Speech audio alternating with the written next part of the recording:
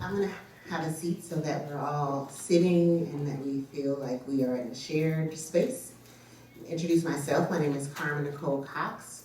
I am Director of Government Affairs for ACLU California Action, which is one of the co-hosts of our event this evening. The other host is ACLU Northern California. Just so that you understand, ACLU California Action is essentially the lobbying arm for the state of California. So we represent each of the ACLU affiliates here in California before the state legislature. We also engage in advocacy with the governor's office and with much of the governor's administration. So think of Department of State Hospitals, CDCR, Department of Education, all of the state agencies that impact things we care about, like education equity, immigrants' rights, gender, sexuality, reproductive justice. We also focus on racial and economic justice, criminal justice, police practices. So that is Cal Action. That was a long list. I'm gonna give you 2 examples of some of the work we do. And I'm gonna do that because I think I can rely on you all to support this work, okay? So one of them is a constitutional amendment so to change the California Constitution so that folks who are inside of state prison can vote. Because as many of us can understand, there's absolutely no relationship whatsoever to having made a bad decision and being a productive member of society while you are suffering the consequences. Whether those consequences are appropriate or not is for a different conversation.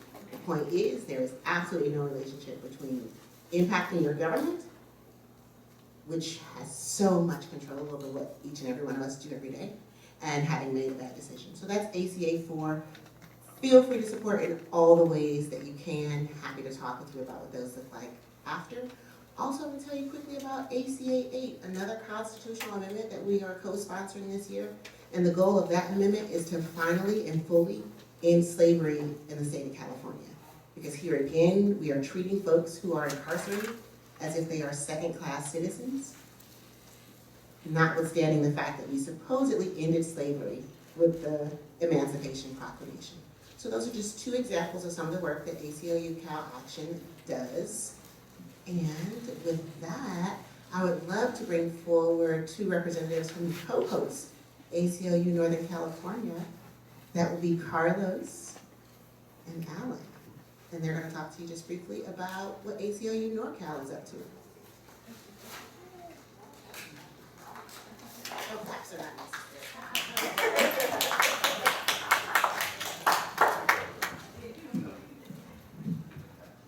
It's completely up to you. Hey, I'm Alan Ash. I'm chair of the Sacramento area chapter of the ACLU, which is part of the ACLU Northern California. I want to welcome you all here on behalf of the chapter. I'm actually one of the founders of the chapter back in April 2007, and my pronouns, by the way, are he, him. You'll see me most of the night back by the video camera there because I am video recording this, and that's something I've done for the chapter. If you want to see like what the chapter's been doing over the last decade or so, you can go to youtube.com/ACLUSAC. There's like 100 videos there of stuff we've done. Some of the stuff coming up, September 15th, right here, we're co-hosting the Hip Hop and Civil Rights event. Then September 20th, we're having a mixer at the restaurant Azul. And then we're also working on budget justice advocacy. If you're interested in that, you can sign up with the chapter, go to our website, aclusac.org. Right on the front page, you can put in your email and your name if you'd like to get involved with the grassroots activists locally who work for the ACLU. Thank you. Hello everyone, my name is Carlos Montes Ponce. I'm an organizer with the ACLU Northern California. I actually organize here locally in Sacramento. My pronouns are he, him, his.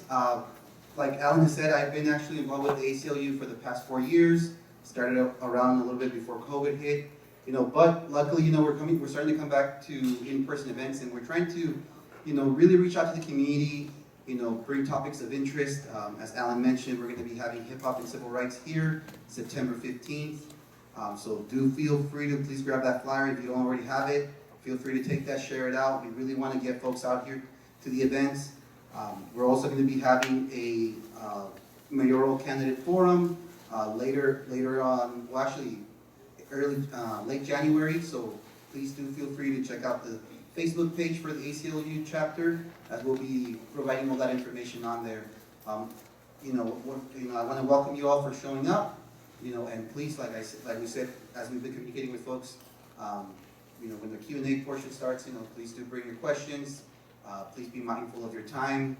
We want to be able to get as many questions in as possible. So please do make sure your questions are concise and to the point. Thank you very much.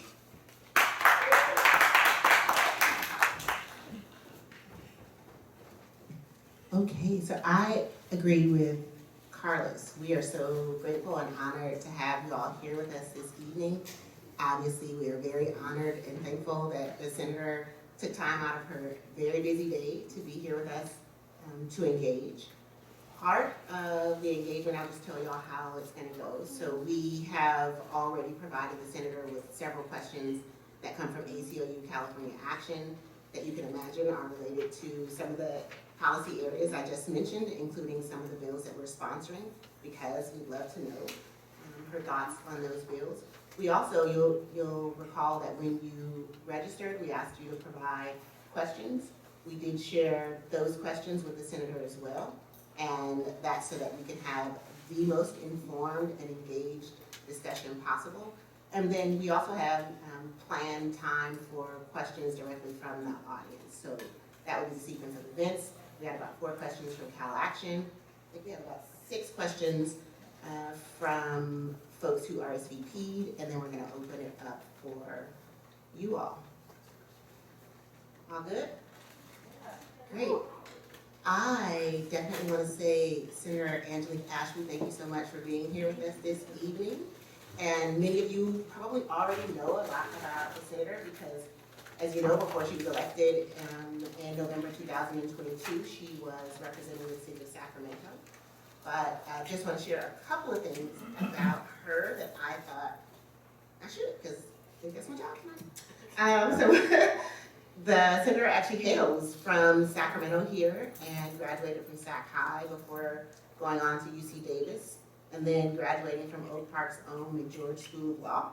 That's right. Any of you all who also graduated. Me too. Still paying those loans. And same. Right. And actually, before the Senator was elected to Senate, where she currently represents District 8, which many of you all call the heart of Sacramento,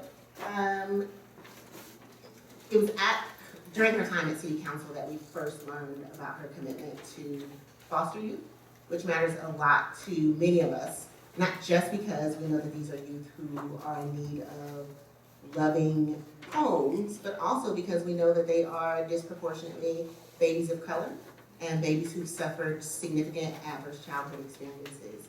So just vulnerable populations that we all care deeply about, which is why ACLU Cal Action is supporting just at least one, actually there are more than one, but one of the Senator's bills, which is Senate Bill 824.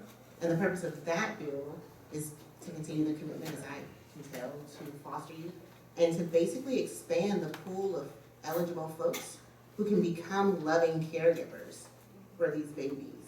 And I'm gonna let Senator Ashby tell you a little bit more about her own portfolio, and then we'll get into some questions. Sounds great. Thanks for being here. Thank you so much for having me and inviting me to the Guild Theater here in Oak Park. This is actually the second event that I've done at the Guild in the last week, which is interesting. I've been here a lot of times, and I remember when it was opened by the previous mayor, he was so excited, and I got to be here for that, and I've done a number of fun things on this stage, but it's always fun to come here. Oak Park feels homey to me because I went to Sac High and because I went to McGeorge, so I've spent a lot of my educational time within about 4 blocks of this space here, and my oldest son now lives about 2 blocks that way too, so Oak Park has a special spot for me.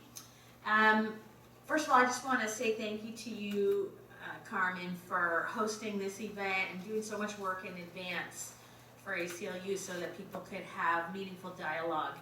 And you worked really hard with my team and to make sure that this would be fruitful for folks, because we want to be respectful of everyone's time. And my hope here is that if you took the time to come down here today and be away from your family or your responsibilities, that you walk away knowing a little bit more about your senator and understanding how my values set interplays with the priorities of the ACLU and how we're all working together and what those relationships look like. And so I think this is, you do a little introduction of myself here. Yeah. Okay. First, I'd like to introduce you to my team that's with me, and I'm going to ask them to stand up because, you know, whether you're serving on a city council or a board of supervisors or a senate, it doesn't matter. You're only as strong as your team. And very often, I mean, I'm just one person, so it can be kind of hard to get to me. But we have a really wonderful team, and being able to get to one of them, whether that's at a community event or if you stop by our district office or you come by the Senate office, it's important for you to know who's representing you, who's helping me represent Senate District 8. So right off the bat, we have our district director, Daniel Washington. District director, go ahead. The district director is the lead position for community work. So anything that's happening in the community, any interface the community has with the legislature, he has a team underneath him, but he is the leader, and he has one of his members of his team with him today, which is one of our district representatives, so Elijah Orr. Elijah doesn't love it when I talk about being from Sac High because he's a Grant Pacer, so we just have to be, I guess we have both the Pacers and the Dragons in the house. And then there's the other side of the house, which is our legislative team. And just like the district team has a leader, a top person, so does the ledge team. And underneath the ledge director is an entire policy team that helps with reviewing legislation, putting together what legislation I'm going to propose. And you don't often get to meet the ledge directors, especially if you don't live in Sacramento, because they sort of hang out in the Capitol building and they're always reading and doing that heavy work. But she wanted to come out tonight too, and that is Miss Cassidy Denny. She is your ledge director.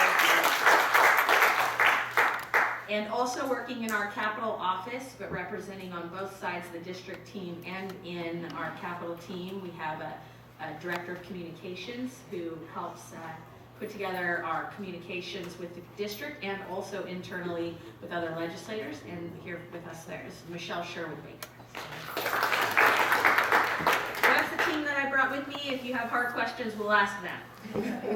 And also, if you see them out, you know, give them a hard time and whatnot, and ask them for the things that you want to know about. They'll be great at getting back to you. They're really a talented crew. I'm very lucky to have them.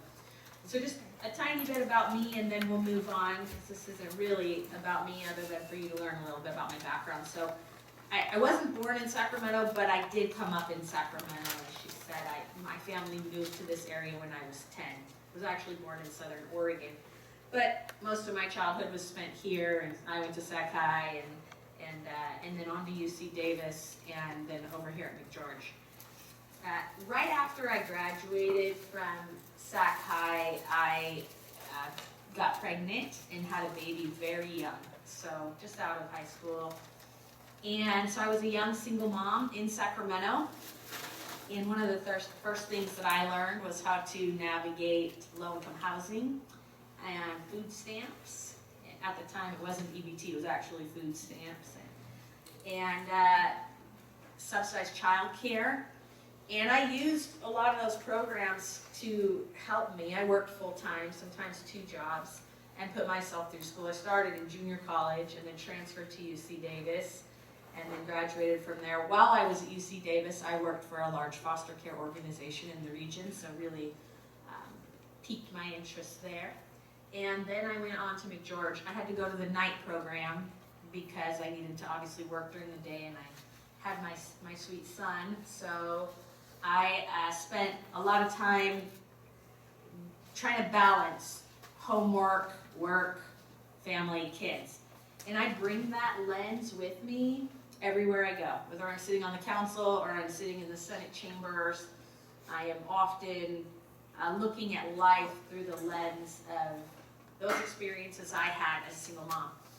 I later got married when my son was around 7 or 8, and my husband is a nurse. He's an emergency room trauma nurse, and we've been married for a long time. We've been married about 21 years now, and we added 2 more kiddos to our crew. So the little guy that I raised on my own is now 28. He's the one that lives in Oak Park a couple blocks away. He's engaged to get married next year. Our second son is 19 years old. He's home for the summer, but he's a student at the University of Oregon, so he's a duck. And then I have a little 10-year-old sweet daughter named Aaliyah that, for those of you that know me well, we all call her Peanut. And that's my crew. I have had a lot of titles in my life. Bar none, my favorite is Mom.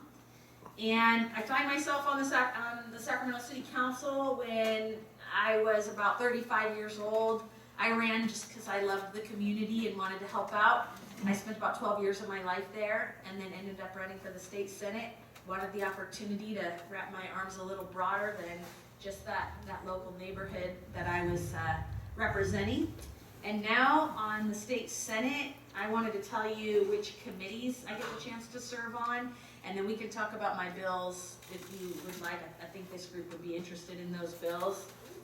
But let's see, my committee assignments are, I am the chair of ethics, and I am a rotating chair, so the assembly has a chair and then the senate has a chair. And I'm the Senate side for the Joint Legislative Committee on Emergency Management. Think fire and firefighters. That's kind of what they do there. I am on the Business Professions and Economic Development Committee, which is affectionately called B&P if you're in the capital community. I'm on Governmental Organizations, which is also called GO. I serve on the Judiciary Committee, which is the land of people with law degrees. I am on the Appropriations Committee, which decides where the money goes and if there's enough money to go around. I'm on Energy, and I'm on the Joint Committee for Rules, Joint Fairs and Allocations, and I was appointed an Assistant Majority Whip, which basically means I run around on the Senate floor and make sure people are paying attention when it's time to vote. Actually one of my favorite jobs because it's just kind of fun to get up and move around and make sure everybody knows when it's their turn to talk. And then as you heard, several of my bills in our bill package that Cassidy and I put together, very heavy focus on foster youth. It's just a very big point of interest to me. My late father, who was my business partner at one point in my life, was the head of foster care for the state of California and a former child welfare director for San Diego County. He was raised in a foster home, but not as a foster youth. My grandparents ran a foster home. So all of my aunts are former foster youth or adopted. And so my dad had quite the passion around this area and brought me into it. And so it's something that I love greatly. My biggest success this year so far, although I've only been there about 8 months, is that we got a bill that we wrote, 307, actually folded into the California state budget. And what 307 does is make college debt-free for all current and former foster youth in the state of California. Big success. Yeah. Cassidy and I are very proud. Our whole team worked towards this, but we worked really hard. It was actually the only new ongoing item in the entire state budget. So to give you an idea, it's 120 legislators, and I'm brand new, so I give you an idea of how hard we had to fight to get that in there. But what it means is that foster youth in California can have some agency. They can have some assurance that there's an opportunity for them ahead, that college is within their reach. And by the way, there are some parameters on it, but they're pretty mild. Like you have to be in the foster care system sometime between age 13 and later. That's because if you were a foster youth as an infant but adopted, it's probably not as critical as if you were a foster youth later in life. And we have to start somewhere. We can always expand it later. It does apply to the CSU and UC system. It also applies to the community college system. And it includes, and this is very important, this was the bottom line for me, it includes housing. Housing, food, computers. Previously, housing wasn't included in any of the funding sources for foster youth unless they got a full ride scholarship. So this really tells young people who've lost everything that there's an opportunity for them. And it means the world to me. And that was that was the idea I came through the door with, that I really wanted to get across the finish line, and I cannot tell you how proud I was to stand next to the governor as he signed that for us into the state budget, and then handed me a copy of that bill. I was really proud. So I have other bills I hope to tell you about tonight. I think you'll be very interested in many of them. I think we ran 11 bills, and 7 of them are rooted in centering kids who are at risk. So we'll get to them. In fact, I suspect that you'll have an opportunity to talk about them because some of the questions we ask relate I think to we some of the will. work you're doing. Yeah, I hope so. And so without any further ado, I'm gonna hop right into the questions, y'all. So the first question this evening, just gonna get right to it. So slavery, it's bad. Agreed. But it's still here in California. It's not just the state prisons, it's also in the jails. It's any place, slavery is forced labor. It's exploitation of human labor, of individual talent. And as I mentioned earlier, ACLU is running, co-sponsoring, along with many other amazing organizations, ACA 8 to end slavery in California. Would you agree that slavery should be fully and finally abolished here? Yes, that's an easy question. Yes, of course. To expand on it, I think California should focus on rehabilitating people when they're incarcerated. I've actually worked in this space a lot. Before being a city council member, as I told you, I own a consulting firm with my late father, and we really did a lot of work in 2 areas. One around foster youth, but really specifically transition age foster youth. So when they transition out of foster care and into adulthood, and the lack of supports they have there. That was one area of focus. And the other area of focus in our firm was reducing recidivism rates. So a rate of return to prison. And California is notoriously bad at having high recidivism rates, meaning they're not doing a great job of rehabilitating people who are in custody, which means, to your point, that what we're doing is not working. So I have had the opportunity to work in that space a little bit on reduction of recidivism rates. I focused on really 2 areas in my time working in this. One was around moms with kids and how women get treated when they're pregnant and incarcerated, and how the birth of a child happens when you are in custody, and what it looks like to spend some time with that child and how important that is before the child is removed from the mother's custody. So I worked a lot in that space prior to ever being in the legislature, or even prior to being on the city council. And the other area where I worked, I created something called the Sacramento Community-Based Coalition. It's right here in Sacramento. It was a pilot project that I did for CDCR. And it's received many awards for having the best recidivism rates in the state. I'm not gonna lie to you, it's an expensive program. But I think the solutions to these problems require us to spend money on rehabilitation. It is a work-centered program, but it is not a forced work-centered program, which is the difference here. I do think that if you work in the prison system, that when you go in and you talk to folks who have come out of that system or are currently moving through the system, that having the opportunity for workforce training is a big component for them. It is something they want, and also something that makes a big difference. For example, I wrote a program in San Diego for people who are coming out of R.J. Donovan, which is the prison down there, who have welding degrees. They can all be hired in the NASCO shipyards in San Diego. And the prison will buy their equipment for them so they can go in free. This is great. This is a great program. Everybody wants it. There's a big wait list.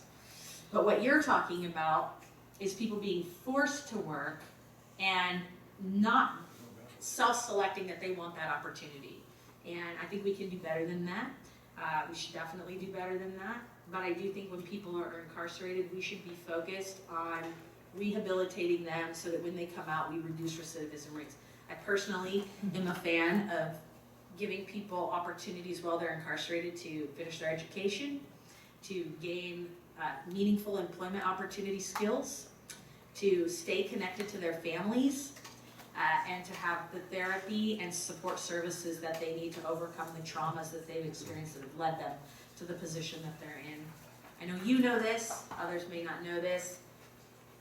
You're in law school, you get recruited in there, especially if you go to a school like McGeorge, you get recruited in every direction. And I was recruited to the public defender's office. So a lot of my lens for how I look at the law, especially criminal law, comes from my experience there working on misdemeanor arraignments and working actually in the jails in Sacramento, but in defense of the people who are facing accusations there. So, yes, the short answer is yes.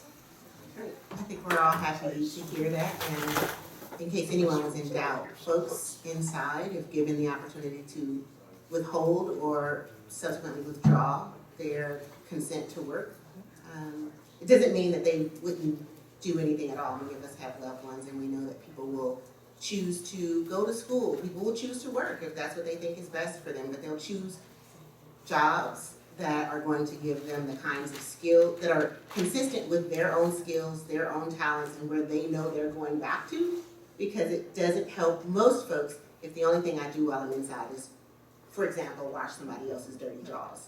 That's a skill that many of us have very, very, very early on. So just Let me just say this to you. One of my favorite examples, I have visited almost, not all of them, but almost all of the prisons in California. And one of my favorite stories was in Corcoran, which is sort of in, you know how there's a few prisons that are in the Central Valley, which is to say you gotta drive all the way out there. I hate that, by the way, because it's really hard for family to visit them. And then they get very isolated quickly.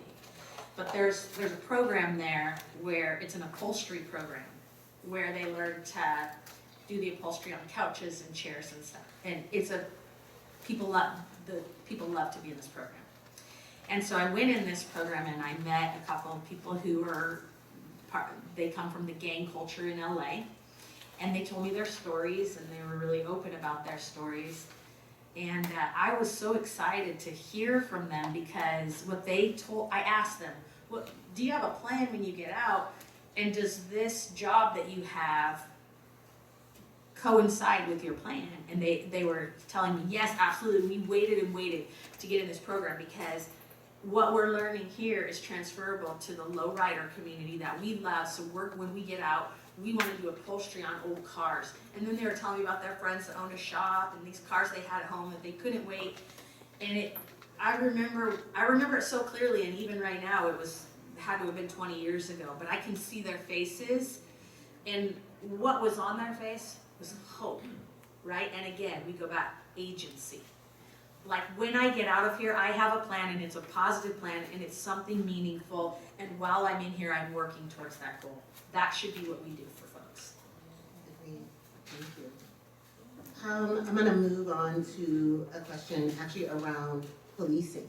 Okay. So the question here is, can racially biased policing be addressed with further legislative action? Is that part of the solution, and are you going to support those kinds of efforts?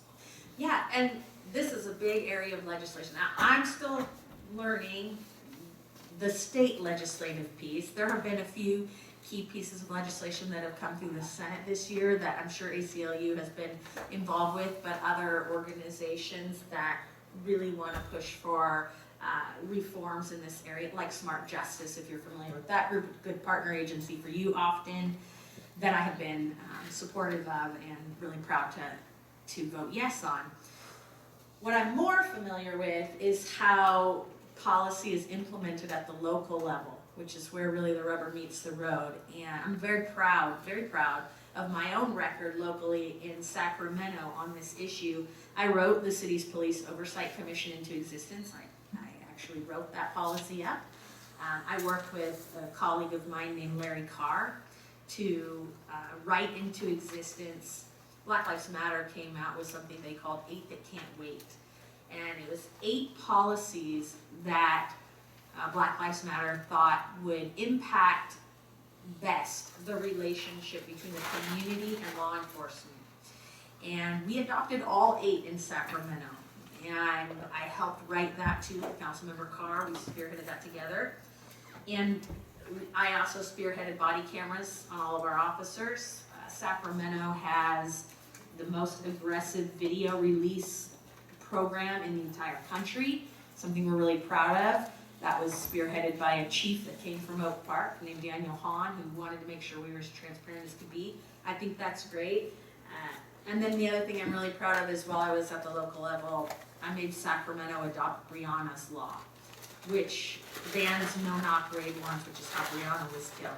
Sacramento was the first big city in California to adopt that law.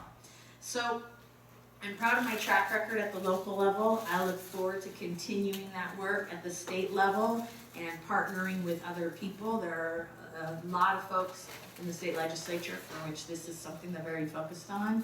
And yes, I do think that there are policy changes that can help address bias policing, but also can improve the relationship between all public safety and our community, which should always be the goal. It's always, we can always do more and better in the city of Sacramento and across the whole state. But it is really important to keep making progress. I'm actually going to take a question. Thank you for that. I'm going to take a question that was submitted by folks who RSVP'd and sort of make it relate here. So one of the things that policing was an issue that came up very regularly in the questions that we saw as folks were RSVPing, and really appreciate hearing you say, yes, you believe that the office you hold now is an office that can help to improve the work of police for folks who believe that police have a role in our communities at all. But then let's say that your constituents think that the next best thing that should happen with police is to, for example, stop them from using canines, which maul people, mostly black men. If, let's say, 50 of your constituents, and you have 890,000, I believe is somewhere around, We have 1 million, just right under 1 million. and 50 of your constituents come to your office, and they come and they see Daniel, and they see Elijah, and they say, listen, we want this law. We like this bill. Is 50 of your constituents enough to get you to vote for something? And if it's not, what does it take? How many of your constituents have to show up on an issue before you vote consistent with your constituents? That's a great question. So let me just tell you my general strategy, my general approach to any policy that's in front of me. I try to keep my mind open, like not make a decision for as long as possible, so that I can be open and affected by as many voices as possible. When there is broad, uniform support of something, for an elected official, that's very obvious. You don't really need 50 people or even 5 people to show up in your office. When you run for these seats, you gotta knock on a lot, especially in a race like mine, that was crazy. You gotta knock on a lot of doors and talk to a lot of people. And just like I'm here with you tonight, hearing what's important to you, our team of 14 does this every night and every weekend. So we're hearing all the time from people. And what's harder is on issues where there's conflict and there's part of the community feels one way and part of the community feels another way. But I'm also trying to listen to experts, right? I'm trying to listen to, if the issue's about, for example, children, then I try to listen to child welfare experts. If we're doing something on foster youth, I want to hear from lived experience kids, but I also want to hear from social workers who had to make decisions, or judges who had to pull kids out. I want to hear as many perspectives so I can get a 360-degree angle on what's happening. So really, I don't think there's an amount of people that can come to your office that then makes you feel like, oh, well, 50 people came. We do read every email, and first of all, honestly, emails probably get more attention because if you just show up at the office, everybody's already got meetings. If you set a meeting, that's one thing, that's great. You probably get undivided attention from one of my staff. That gets written into like a report. and then discussed as a whole team. So that's a great way to do it. If you send an email, again, a whole team sits down and goes over those emails, talks about how many there were, if there were organizations, and Michelle does an amazing job of working with the district team to identify for me what's in district and what's out of district. So sometimes it's no exaggeration, we could get 5,000 emails on an item, but then they're all from Orange County. So you're trying to say to yourself, okay, did anyone from District 8 weigh in, or, so part of understanding your district you learn by running and by being present after you're elected, and part of it is about community engagement through emails, through outreach, through visits, through meetings, and through stuff like this. So that's how I make my decisions. I leave my mind open till the last possible minute. And these bills, and I'm especially learning this at the state level, they change like crazy. That does not happen at the local level so much. Something is proposed and then we vote on it. It doesn't get amended 17 times before I see it, or retracted, or gutted and amended and then come back to me as something like literally on a different topic. So that's another reason why I really wait as long as I can, because something is presented in one form and by the time it gets to me for my actual vote, it may be very different. Thank you. I hope that's helpful Yeah. for your constituents. It's a really good question. People engage, trying to figure out how to move the needle. Yeah, that's all good ways to engage. Don't feel like, a lot of times I think groups will tell you, we really want you to come down there, and that can be helpful, but writing an email or making a phone call is really impactful too, and they get measured the same in our office. Thank you for that. This question actually came from, I'm just gonna put the two together because How Action had a question around diversity, equity, and inclusion in our schools, and then folks who registered also had a question. And as it came in from folks who registered, it says, now that you're in a position to craft legislation, what are your views on introducing bills around culturally aware curriculum for public schools? And that question goes on to say, what about your position on reparations? Because you can imagine the relationship between. Yeah. Well, let's try to separate them just a little bit, because diversity, equity, and inclusion in schools can be as simple as, not allowing Republican book bans. That is an actual bill in front of us right now, to try to make sure that curriculum are available that are historically accurate. I am fully supportive of that. And part of the question was, how do I feel about introducing that legislation?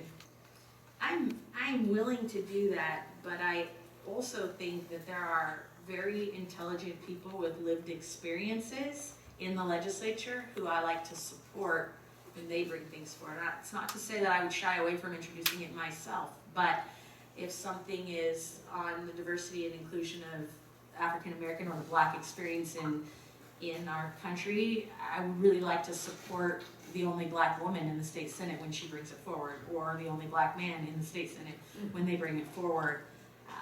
But I'd also be proud to co-author and stand with them, and I think diversity, equity, and inclusion is critically important on so many levels. I'm a woman. Rarely did I read about women in school that made me feel like, oh, I can be in government. I don't remember seeing any images or stories. I remember learning about the wives of presidents, or maybe Helen Keller or something like that, or we talked about Amelia Earhart. I don't want to fly. So, that didn't resonate with me. Instead, I had to, like many of you who cannot relate for a variety of reasons, images of George Washington and Roosevelt, and try to imagine that could be me, right? And then add a layer. I was a single mom when I got old enough to be in a position, and the only story I could ever find that resonated with me of a mom who put herself through law school was Ruth Bader Ginsburg. And so she became kind of a hero to me because she did it, and it was proof that it could be done, that you could have a kid and work and go to school. Now she had to switch law schools to make it work, right?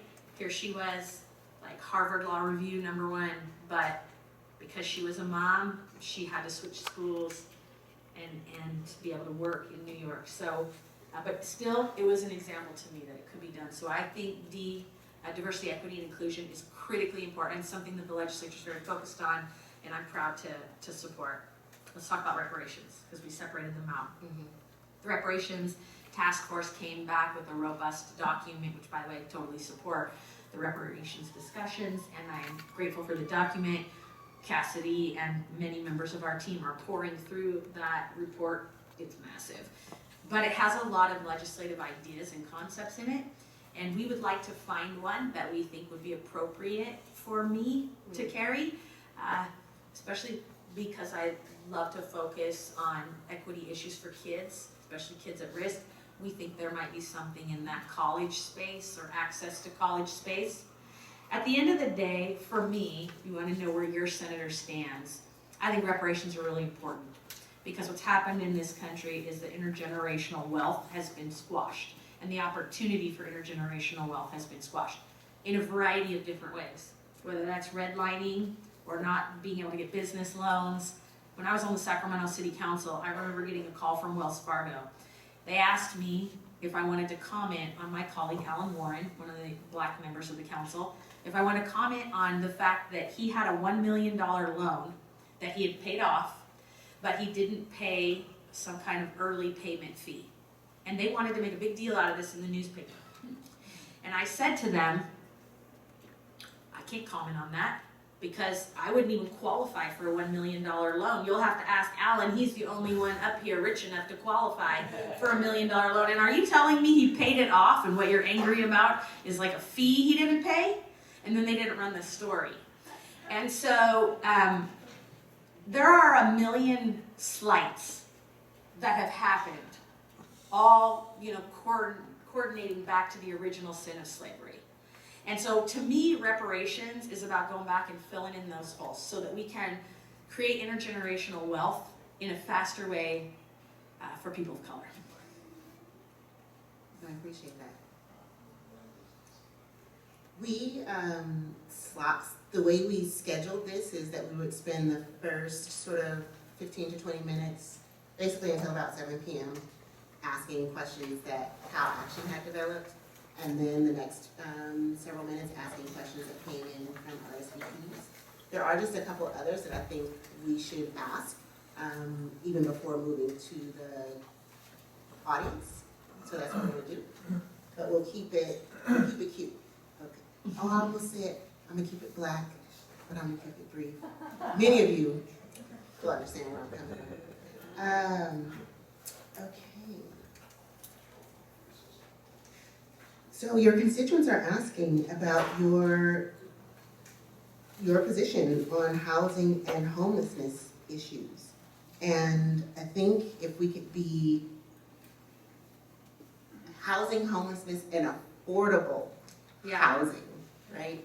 Not locking people up to disappear them off of the streets, but like, what do we think about? Not sweeping them under the rug, you mean? Yeah. Yes. Yeah. Right. Right. Yeah, so I saw this question. It was one of the questions that you sent me, and it's a little layered. And I think a normal senator would come in here and give you a very senator answer. But I probably can't get away with that because I come from the local and I know too much about what's happening at the local level. So I want to make sure that I'm as responsive as I can be with the knowledge that I have, which is probably a little bit more for Sacramento than what most senators would have, at the local base. Sacramento right now, for every homeless person that they get off of the street one way or another, through the variety of programs that they have in place, much of which has changed since I left the dais. There are a lot of different strategies now. And by the way, I don't agree with a lot of them.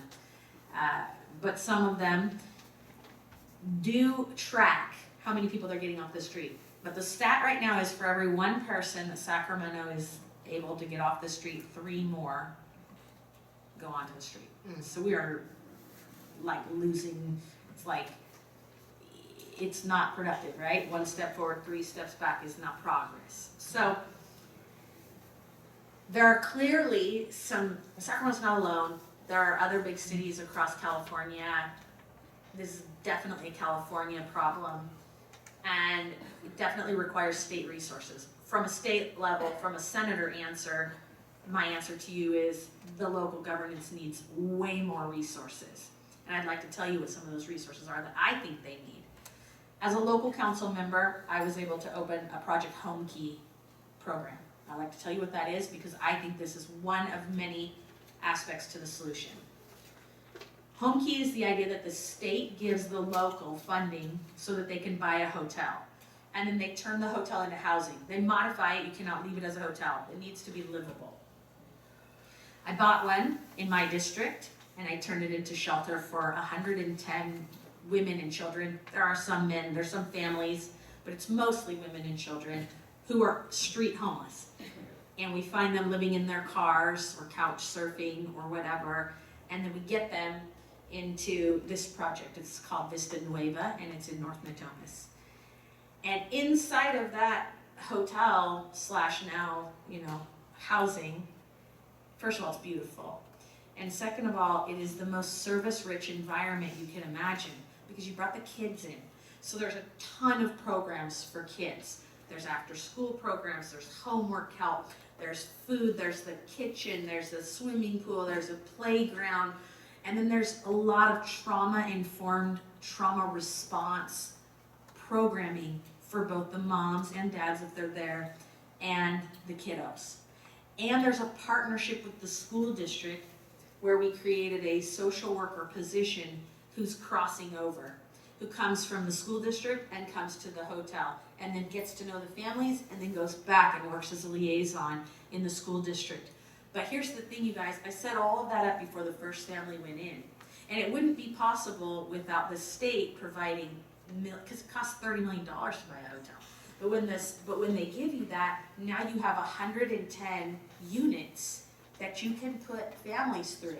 And what I love about this program is it's a housing-based voucher program. And I'm sure you've heard about the housing vouchers before, and the dig on housing vouchers is that we give them to people and then they can't find housing. Nobody will take the voucher, and that's true. But this is a program that takes their voucher and uses it while they're in this program to wrap these services around them. So we just give them the housing, and when they're ready, when their family is ready and they're ready to exit this system, their voucher goes with them. And the coordinators that are in the Project Home Key in Vista Nueva help the family identify appropriate housing. My hope is always that they stay in Natomas so that the kiddos stay in their school.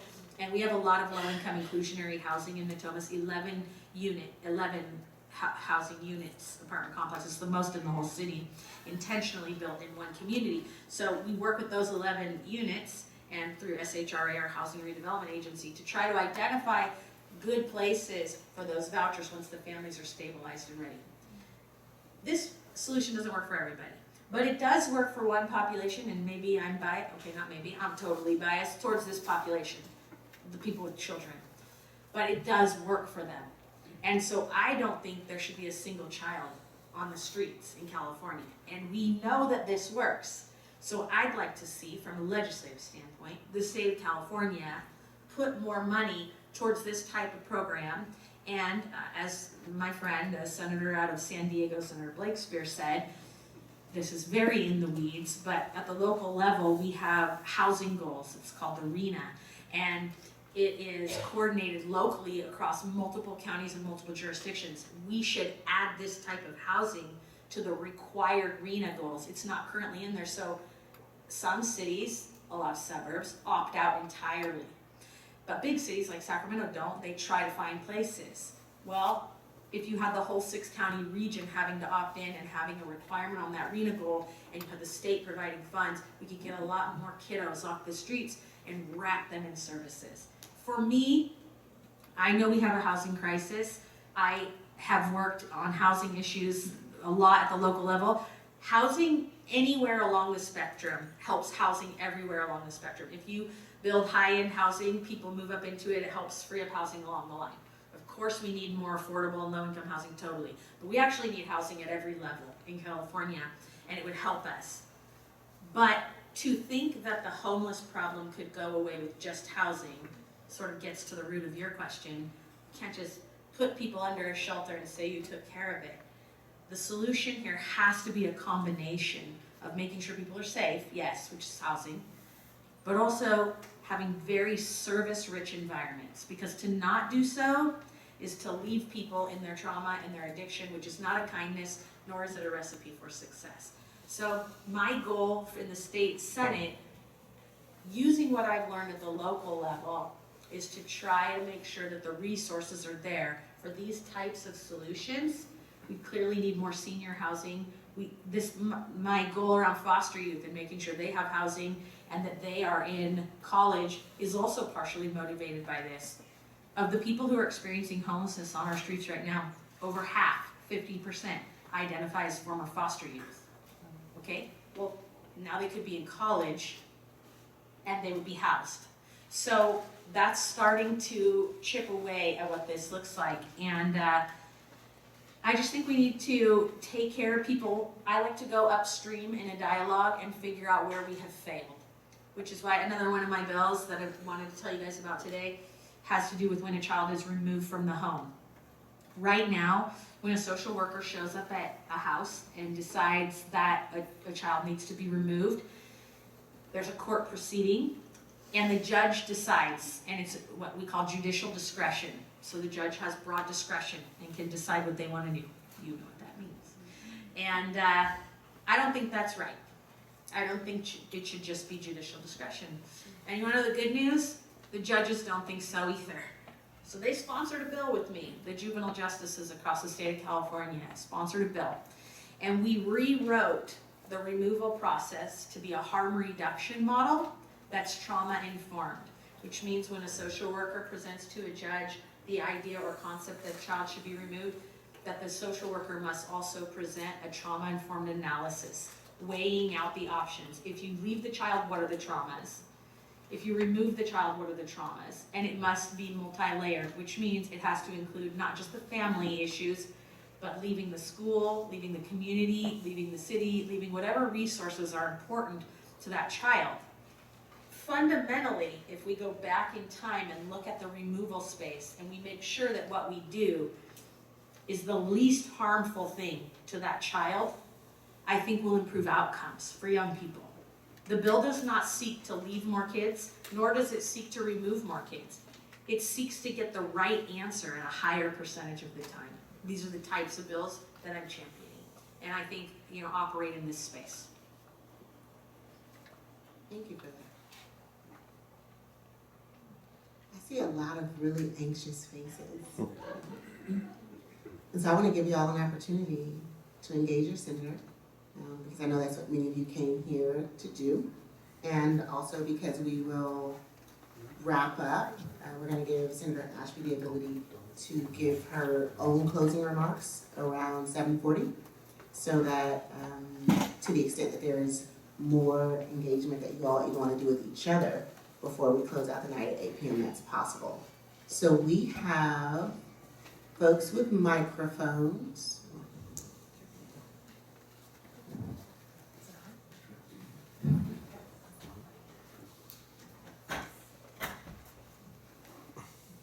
Thank you, sir.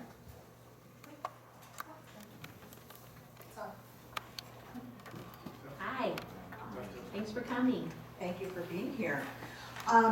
My question is in regard to a bill. It's a housing-related bill, and it very much speaks to what you just spoke to a minute ago of housing across the spectrum is important and has value as well.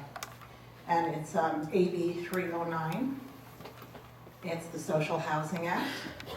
It's currently in your Appropriations Committee in suspense. There are a great many of us housing activists who are very eager to see that bill released from suspense so that it can come to a vote on the Senate floor. And just to refresh your memory, and for folks here who doesn't know, the Social Housing Act would provide for the state to invest in land purchases or purchases of vacant land or vacant buildings, very similar to what you just described with Home Key. It would provide for building housing. Some of it would be for sale housing, some of it would be rental housing. But that housing, what is very key and critical, as one of, as some people like to erroneously call it, it is not public housing. Public housing has a bad reputation, undeservedly so. It tends to focus only on low income. It tends to be built in blighted areas. Social housing is built to address mixed income residents. So after the initial investment in the land purchase and or the construction of the housing, the ongoing maintenance of the housing going forward into perpetuity is funded. The housing becomes self-funding because the homeowners or the renters who buy or rent at the higher end of the scale because they can afford to subsidize the people at the lower end who buy at highly discounted rates or rents. And even the people at the high end are still paying below market purchase prices or below market rents because the profit motive has been removed from the equation. So it's a win-win for high-end buyers, it's a win-win for low-end buyers, it's a win-win for housing across California at all income levels, and it will be not just in blighted areas, but all areas, desirable areas with good schools and good services and good amenities. So are you familiar, or is Cassidy familiar with AB 309? And have you, can we count on you to help move that bill out of suspense so that it can come to a vote on the floor of the Senate? So I give Cassidy an A+ on familiarity with 309 and give myself a solid B-. Cassidy, you're on. Cassidy's on. Yeah, no, we've talked a little bit about this bill. Luckily, you must have submitted your question in advance, which I greatly appreciate because you guys are literally over 1,000 bills. I do not have them all memorized, and I don't know them all in depth until I have to vote on them because some of them will never even make it to me. So there's no point in memorizing them all early, and some of them will come to me in a very different form, which we talked about already. So let's be clear, your comments actually were great because what I think that bill is still actually has amendments coming. So I haven't taken a position yet. I won't, as I told you guys, until the last minute. I need to know what those amendments are and what it looks like. It is in appropriations, it is on suspense, so that vote will probably happen later this week. But yeah, I think it is on the docket for Friday with 485 other bills. But, and by the way, I get the amendments the day that I walk in to the hearing. And then I'm just, looking at them as quickly as I can. But the good news is Appropriations Committee is a fiscal committee, so even though there could be substantive changes, it's not the final vote. The final vote would be on the floor. So a lot of times you vote for things in appropriations, you still might not vote for it later, but you give it a chance so that you have a chance to really review those. And I tell you that because you need to see if you still like it once the amendments come through too. I don't have any problem with the purchase of the land, nor do I have any problem with building out the facilities. In fact, in Sacramento, we're doing a mini pilot version of this. And I can't take any credit for this, although I'd like to because it's a really good idea. But Dr. Pan, who came before me, and Kevin McCarty, who's still there right now, really championed this. They worked with the state to pick 3 office buildings downtown, all along Capitol Mall, that are like old buildings that nobody wants to work in anymore, and turn them into housing. And we just had the ribbon cutting the other day where they assigned the contractor that they hired, which is a group out of Oakland, who will come and convert 3 old or rundown state buildings into new, nice downtown dwelling units, just as you have described.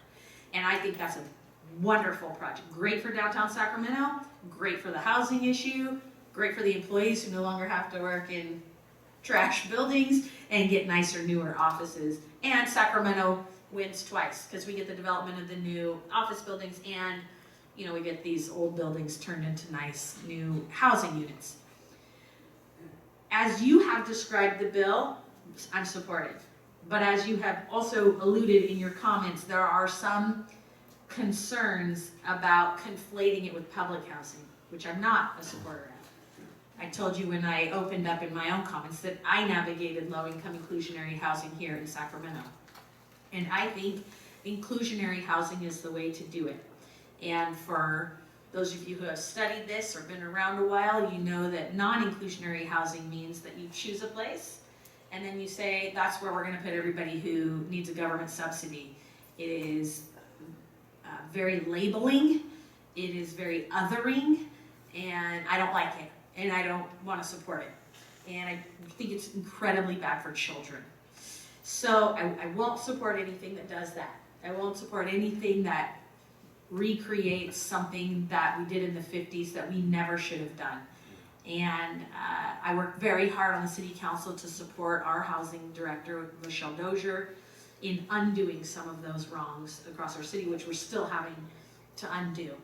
So that piece has to be clear for me when, at the end of the day, when all the amendments are in, that has to be really clear that people who live there aren't gonna feel like they're less than because they live there, because then I won't support it. But the part about giving the land and using government money, I'm good on all of that. And I'm good on creating more housing, and I'm especially good if it's in Sacramento, because we could use the help.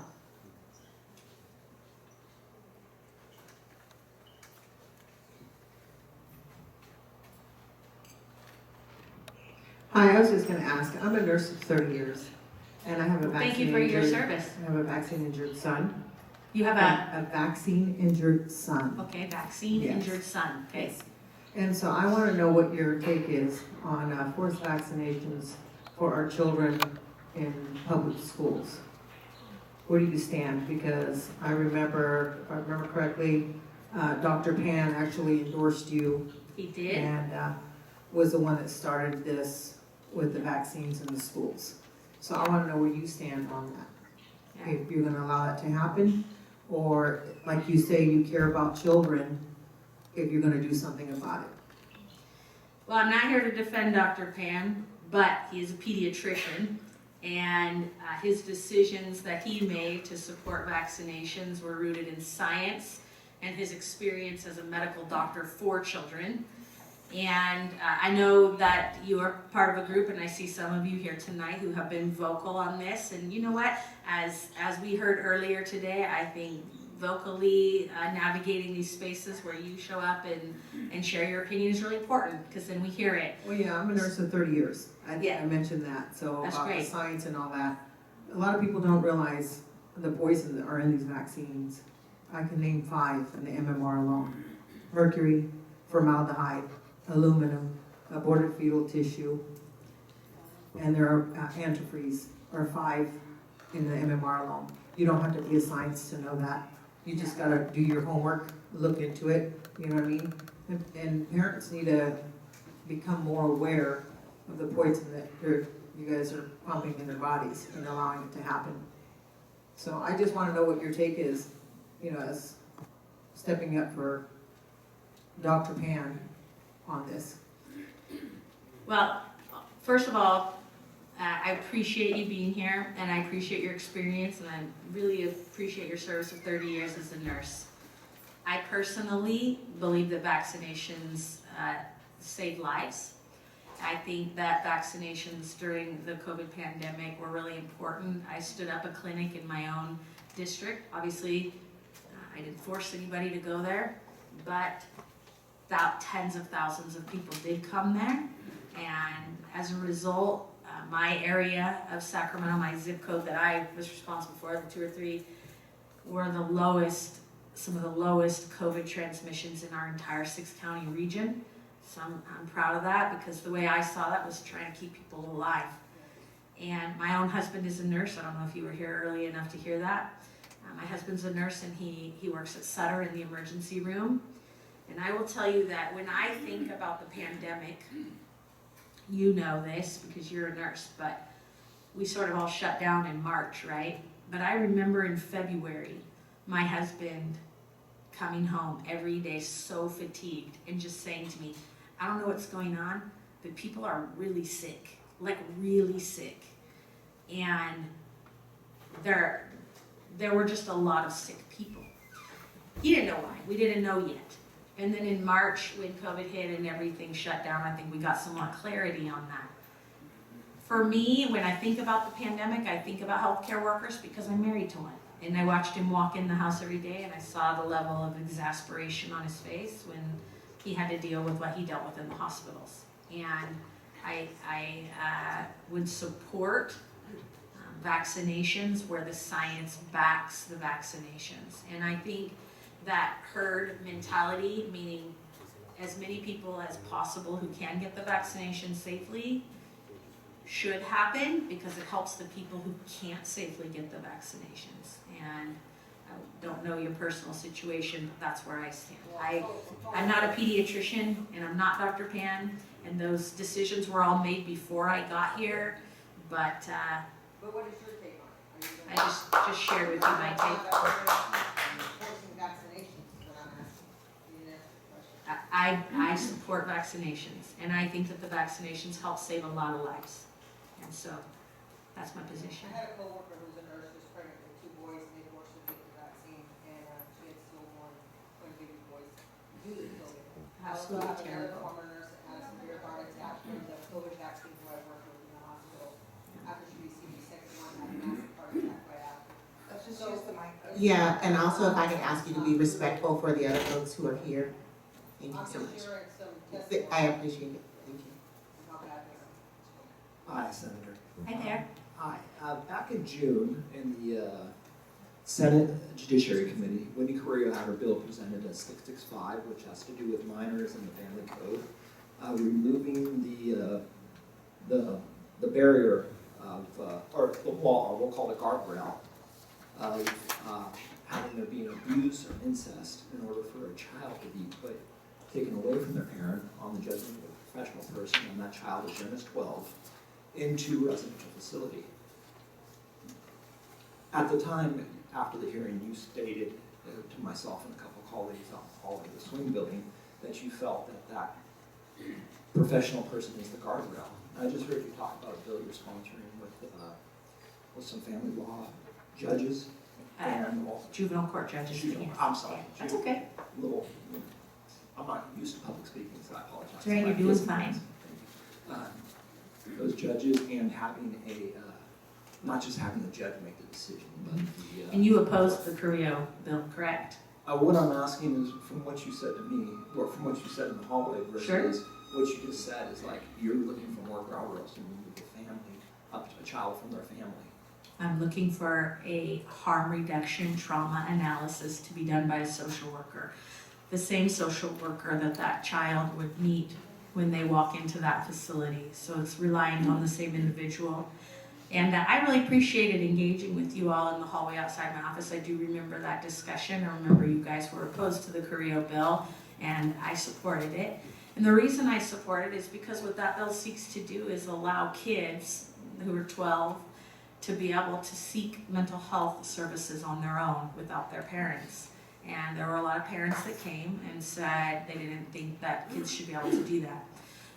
But what I said to you is that any facility that they would go to, any organization here in Sacramento would probably be like Wind Youth Shelter, could be Well Space, one of those facilities. If a child walked in at 13 and said, I feel like I need help and here's the reasons why, the person they're going to meet is some form of a social worker. And that person, I do believe, is a guardrail. That is a professional, licensed individual who's gonna have to be responsive to what they do with that child. If, in the absence of the Carrillo bill, what it means is that a child who needs help can only get that help with the permission of their parent.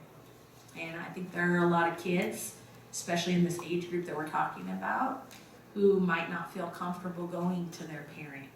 As you know, that bill was heavily sponsored by the LGBTQ community, and it is very focused on trans youth and the suicide rate among trans youth, and trying to create opportunities for those young people to have a safe space with a responsible adult who will help them navigate the emotions and feelings that they're going through at that time in their life. And I greatly support that, because a caring adult in the life of a child is the most important thing that we can possibly provide as a society. In an ideal world, that would always be their parent, but we know that sometimes that is not. And so making sure that there's a network of support in every community for all of our kids, in my mind, is village mentality. And I like that. I like the idea that we're all working on it together, that we're all doing the best we can, that we have the best teachers that we can have, that we have the best social workers, that our judges are the most informed, and that we do everything we can to give our kids every opportunity to succeed, and that we meet them where they're at. And if where they're at is walking through the journey of identifying their own gender, that we're there for them and we meet them in that space. So that is why I supported that bill.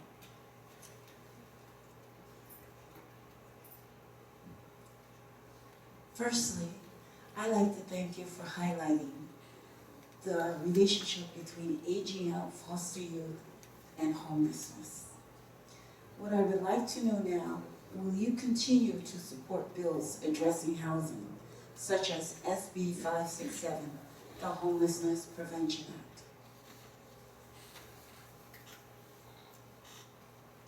Cassidy, you know SB 567 off the top of your head? Cassidy says I already voted yes. Will you continue to support it going forward?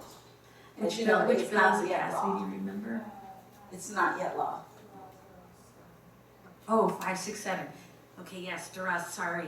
I'm still so slow on these numbers. I promise you, as your senator, I'll get better at memorizing bill numbers. God, it's so hard for me to remember. Okay, It's okay. yes, SB 567 is tenant protections. Yes, I did support. In fact, I made the motion. I made the motion in judiciary to support it. Yeah, I will continue to support that one across the finish line. Yeah, thank you. And thanks for helping me out too. Sorry.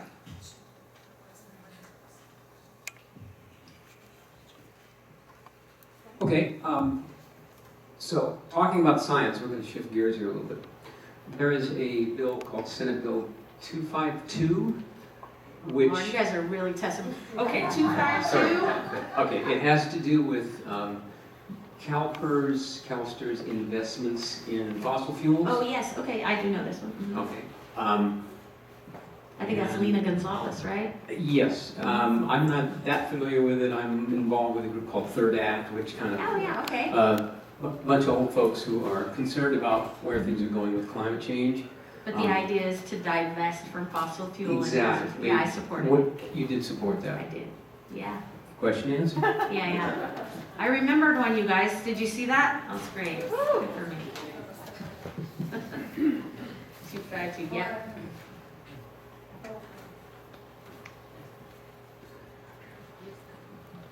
Hey, Jeff. Hello, I'm going to speak. Jeff is about, Mr. Tarnagia is you should all thank him because for years he's been advocating for transportation across the city of Sacramento and into the county, and he comes to lots of city council meetings and RT meetings, and he's a wonderful advocate for people in our city. Well, I'm going to speak to two roles. One is the California for SSI Coalition, Okay. and that is for your legislator. The last time this was already legislation in there, but it has not been funded since 2001. So we're going to be coming asking you to see about how it can be funded to do this. This is a special circumstance that was designed. And it was earlier than that period, but so far it's not been funded since 2001. Before that, 1992 or something thereabouts. There is a bill, Jeff, that it's not a full funding of SSI, but it's meant to address senior housing. And I want to say it's Assemblywoman Berner. I believe it's one of the ones she asked us to floor jockey. I'll keep an eye for it. And let me go back. The other side I'm going to ask you about is I'm your co-chair for the PIT team here. And for the The point in time count. which will come up in January. Yep. And my concern is the governor wants 15% reduction in the homeless. And He's not gonna get it. I just told you, it increases by 3 every time we take somebody off, so we're gonna have a little ways to go before we can get to that reduction. yeah, and every time we've counted since 2015, It's the gone up. population has doubled. Yeah. And it's now sitting at 9,000 acknowledged, but also there's 6,000 youth that we know in the school districts are homeless as well as others. So just, I know Yeah, your well, support. you know, Jeff, the school definition for homeless is not as severe as the point in time. Point in time count is where we go out, and I've done it every year. We go out and count people who are actually living on the street. You're looking for people in cars and tents. School districts count homelessness based on whether you have a permanent dwelling. So if you're staying with relatives for a while, that's counted as homelessness, which is a little different threshold than the point in time count. Not that one is better or worse than the other, but that's why those two numbers never match. And I will say right now, I'm trying to go after for our law enforcement efforts, which, quote, is code enforcement, which everybody probably knows as sweeps, the impacts it have to talk with those people so that for our count Yeah. and for the rest of the aspects, that they understand what it does, increasing the trauma to all of those people Sure. that are homeless. Yeah. And that's just my comment here in knowing of what's going on and trying to be where I can be most effective. Yeah. You know, sweeps are a uniquely local issue, and they've really changed a lot. I don't feel like I can speak to what's happening in the city right now, because having been gone for 9 months and knowing they've taken many votes on that issue since I've left, I don't feel like I know what their current strategies are or exactly how they're handling that right now. I do try to stay really on top of what's happening in the city, but they've really changed that a lot. So I don't feel comfortable answering that, but I would suggest you add it to your mayoral questions in your forum in January. At the state level, this comes back to a resource question and just making sure that locals have the resources they need. I do think at the local level, there is a pertinent issue. There are two issues, and you probably heard the flip side of both of these. One around removal of trash, not necessarily encampments, but the trash that gets left behind when a campsite is abandoned. We really, across the whole state, have a pretty major problem with that, and it is starting to pollute the waterways and creating a significant problem there. So just something to be managed that we need to come up with some creative solutions for. And then the other is ADA compliance, meaning where sidewalks are blocked and people can't, children can't make their strollers and wheelchairs and units like the one you're on, which I'm sure there are certain areas that you know to avoid, but a little harder when you don't know it's coming and you get there and there's not a spot. So those are the areas where I think we probably need to legislate and make sure that the sidewalks can be used for everybody, and that we're not traumatizing people when we're having to move things. So I agree with you. And I think your city does too. They're just trying to find the right balance. Hello, my name is Christina, and I am with Community Healers. It's a new nonprofit here in Sacramento. Okay. I'm also class 95 grant pacer. So. Oh, geez, Elijah, your people. There was a couple of things I just wanted to quickly ask. I know that there, in your past, I don't know how it is now, but you believed in policing at the schools, you know, which is creating more trauma for our children. I understand that you want to stop crime and you know, lessen it or whatever. But I wanted to make a statement saying that, you know, back when I was in school, what helped a lot was really the, you know, like, the music classes and home economics, theater, you know, things like that, because kids need a break. They can't just keep going to school and, you know, there's nothing for them to release energy. After school programs, I went to the teen center, Stanford Settlement, and that I still have the same friends from back then. So that was a Love the blessing. Stanford Settlement. And the other thing is that I just wanted to make you aware of our community healers. I have someone here that he's actually the founder of Community Healers, Henry Ortiz, but he does a lot of facilitating, and you know, since we're at the beginning stages, we would like to you know, present that. It's about healing people. It's about getting them to really understand where the trauma comes from, you know, going deep. And he did 18 years in prison, and he made, I mean, men that, you know, were in there for murder or for whatever reason, that it changed their lives. you know, you had them crying and things like that. So he has a long history, and I wanted to know, would you invest into something like that for experienced people with those experiences to be able to facilitate and work with others? Yeah, I think you guys might have come in a little bit late, so I won't rehash this whole thing, but I talked a lot about, prior to being on the city council, working in many of the institutions and working on reducing recidivism rates. So it's kind of right in my alley. I think Elijah can come back and give you his contact information. We'd love to learn more about the program and where you're implementing it, and some members of my district team could sit down and hear a little bit more about the efforts that you have in the region. And on the first part of your question about police officers on campus, I think it really matters what kind of police officers. So for example, Twin Rivers have a whole police department.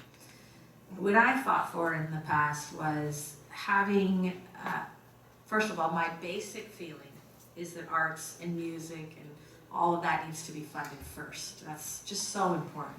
And at the state legislature now, I might have the opportunity to address some of that. But I think having caring adults on the campus is the primary goal.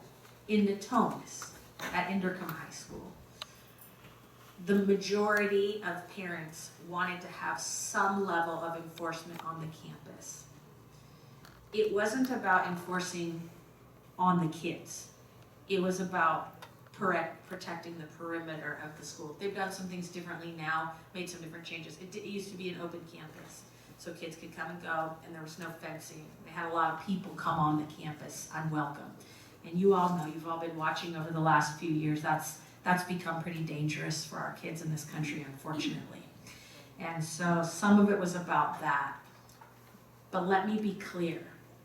I'm not for any officer being on the campus, and I am not for policing students on the campus. I am for caring adults on the campus.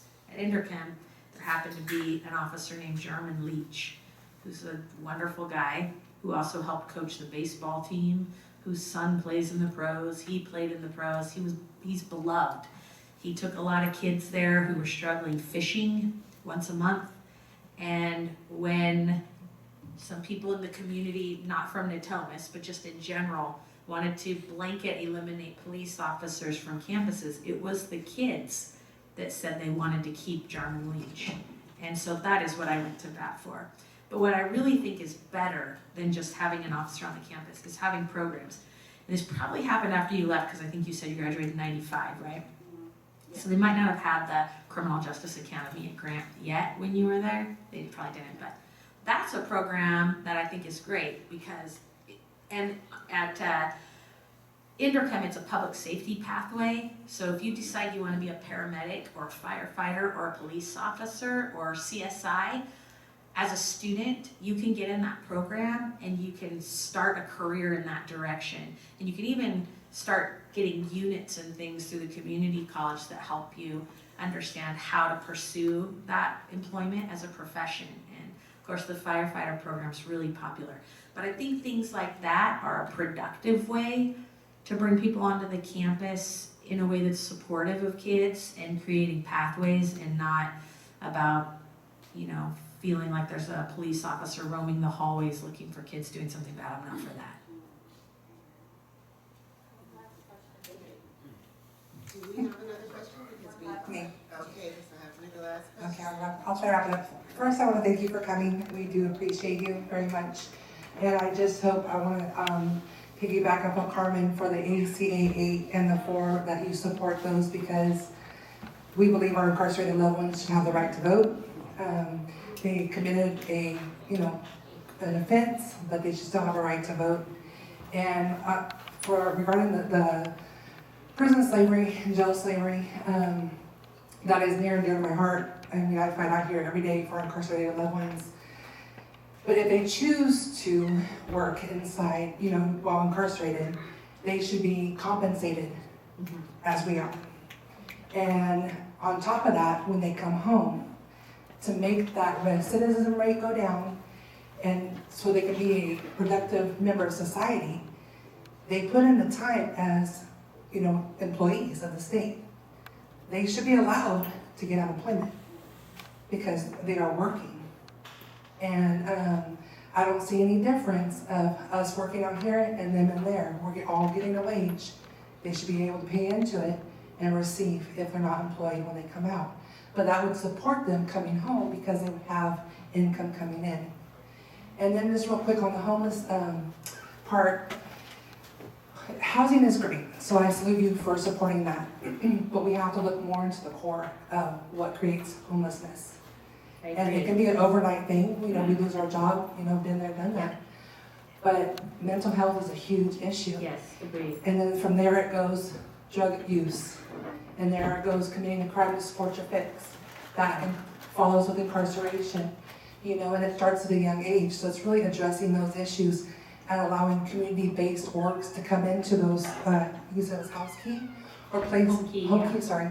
Places like that, community orgs, not mental facilities, but people they can trust and create a bond with to provide those services to youth, adults, whether it's employment services, mental health, all that. We need to get them on their feet because a roof over the head is a blessing, but we have to support that in many other ways. Yeah. So, Yeah, first of all, thank you for your great work. Sounds like you're working hard for incarcerated populations.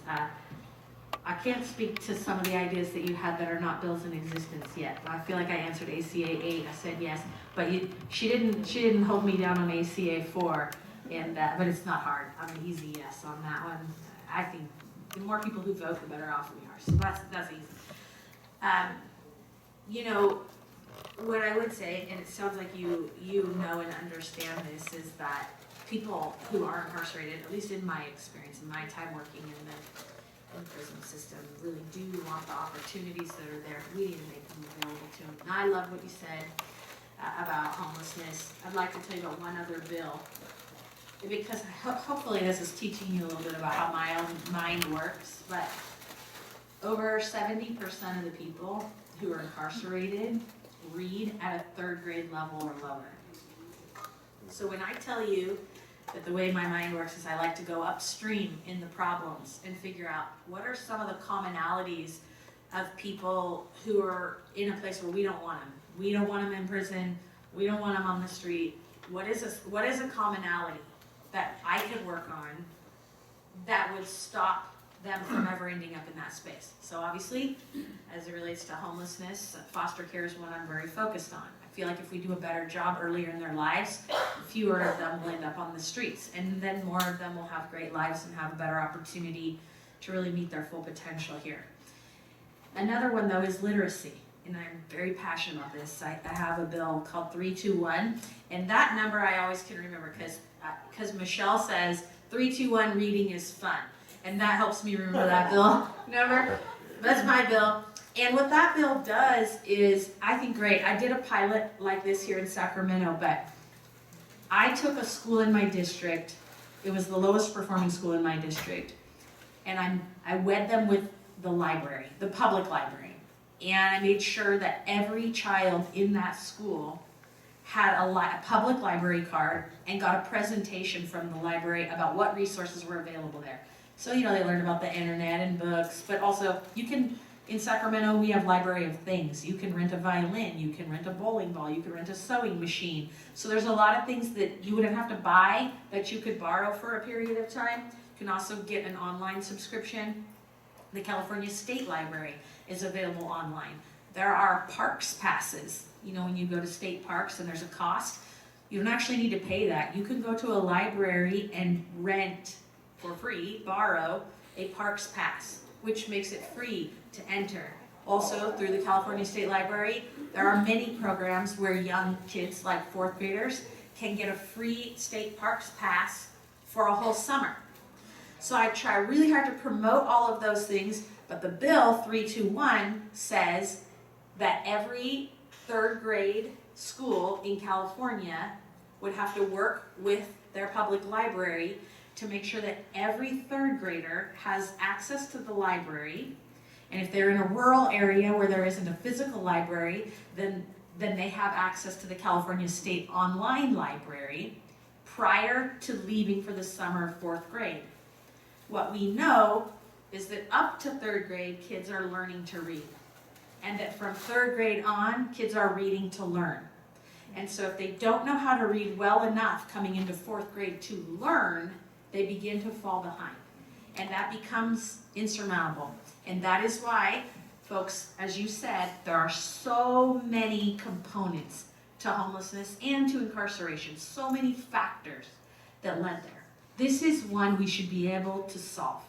We are, by the way, California, dead last in literacy rates in the United States of America.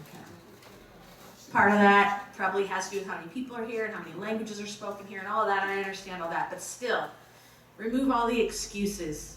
We can do better than that. So I'm fixated, laser focused on literacy rates. And that's one of the areas where I think we can impact lives way in advance and give people a different type of trajectory for their destiny. So thanks for the great question. It was probably a good one to end on. Thanks for having me tonight. Thanks for spending part of your evening with me.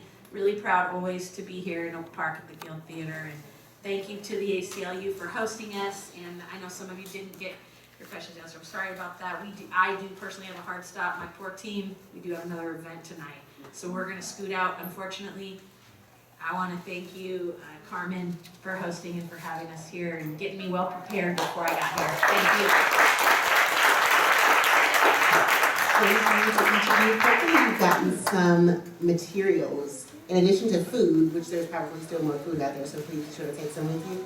But also we were passing out materials so that you have a little bit more understanding about ACA 4, ACA 8, and then other work that both NorCal and Cal Action are doing. We're still here if y'all have questions. I think you might ask for that. Yes. So my team told me.